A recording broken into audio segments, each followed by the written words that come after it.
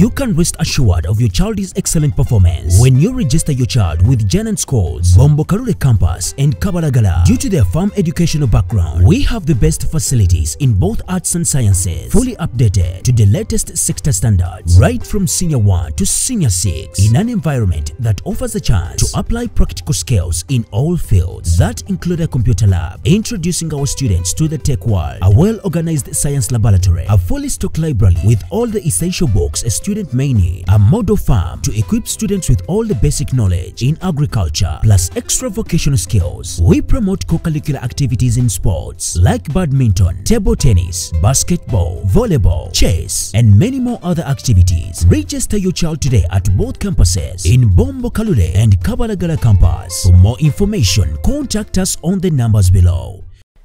Kinajjukirwa bulungi nti omukulembeze eggwanga yasinkanako abasuubuzi abegattira mu kibiina ekyakasiita saako nefuta era n'abasuubiza okuddamu okusinkana ng'ennaku z'omwezi 31 omwezi ogw'omusanvu basobole okuttaanya ku byonna ebyali byagaana. Kwebyo ebyagaana baali baagala enkola eno eya EFRIS esigale mu b'amakolero bokka so si mu bana abasuubuzi nga bagamba nti eno enkola egenze mu maaso n'okubanyigiriza. Mu kiseera kino abasuubuzi twagaddewo amadduuka gaffe nga tulaga obutali bumativu oluvannyuma lw'omukulembeze w'eggwanga okugaana okuvaayo ennaku z'omwezi nga 31 gye yatusuubiza okujja otuwa ansa kwebyo bye twamusaba. Era abasuubuzi tutazeewo tuggalewo paka wanaavaayo okutuwa ansa.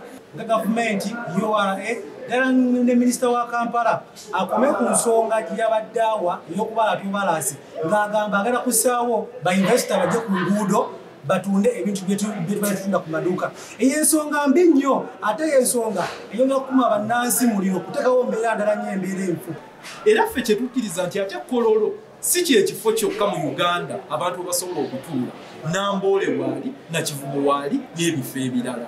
Ekyokubiri twasuubizibwa nga tuvudde mu muggalo gwa COVID-19 nti waliwo ensawo y'abasuubuzi egenda okuteekebwamu ssente n'okutuusa olwaleero abasuubuzi tebaafuna ssente ezo. Oluvannyuma lw'omukulembeze w'eggwanga okutegeeza nti bano babadde tebagenda kusisinkanibwa olunaku lw'eggulu ng'ennaku z'omwezi 31 omwezi ogw'omusanvu basazeewo ne baggala amaduuka gaabwe era nga kati bwe twogerera tuyingidde olunaku olwokubiri. Obusuubuzi bwonoonese nti omuntu afennako amakonteyina emaze okubalibwa oli n'agiyimirira mu maaso n'agaba gizzeeyo tebaliddwa bulungi. Tolina gy'owaaba tolina gy'ogenda ne bw'ogenda n'onnyonnyola agamba ekintu kimu teyakukutte maliriza naye ne bw'ogamba yennyirigire yagimaze. Tuwasaba bannayuganda abasembayo eddoboozi lyange ffe bannayuganda buno obuvunaanyizibwa bwaffe ffe abantu si bw'abakulembeze be twalonda abakulembeze baba compromisinga dda balidde ssente abakulembeze batunuulira kalulu kaddako bafune miukaadi egenda okugabana ne Museveni 85 oba 95 ku 10 be bakulembeze be baalonda beebo ekibuga mwakigabayo mwakiwa mu mikono emikyamu. Kyokka bano balumiriza nti Kaberu baalo oba Katonda tebagenda kuggula amaduuka gaabwe nga bazzeemu okusinkana omukulembeze w'eggwanga abannyonnyole watuusizza ensonga zaabwe. Twali mu COVID ng'oyimirira ku TV ne radios olangirire nti abasuubuzi ensonga yammwe nagikozeeko bwenti ne bwenti era otuwe ansa. Ffe twagala ansa tewali kye twagala kirala. Abantu bafiira mu zaakeedi emisolo mingi pulezidenti yasobola yekka okuvaayo nakkakkanya kino. Mulinda tumale kufiira mu maduuka. Abasuubuzi era bennyamivu n'ekitongole ekya URA engeri gy'ekisoolozaamu omusolo nga bagamba nti bano oluusi tebamala kutegeeza abantu kikiteekeddwa kukola wabula babagwira bugwizi kintu kye bagamba tibakooye okunyigirizibwa. Ate otufuze emyaka 4 gengendo okubeera nago tuwumulako ate n'omulala akole ki oba Kyagulanyi azze oba Kanu Besigye azze oba Nzaaluna Kalaba anzize tubeere nga bakulage ku bukulembeze tewali agenda kugoba mu ggwanga naye wuliriza abasuubuzi tebakola ki tebayogera. Akunyikiriza muntu wa wansi nze nkorera ku mudaala naye saawa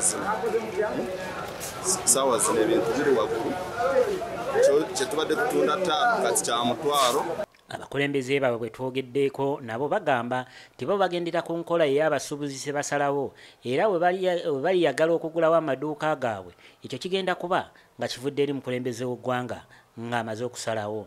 Ffe twaniriza amawulire g'omukulembeze w'eggwanga naye kuba ku TVs kubanga tuziraba oba ku social media platforms oba ku mikutu gyonna abantu gye bawuliriza egya communication. Tugamba twongere n'okukubiriza abalala bonna.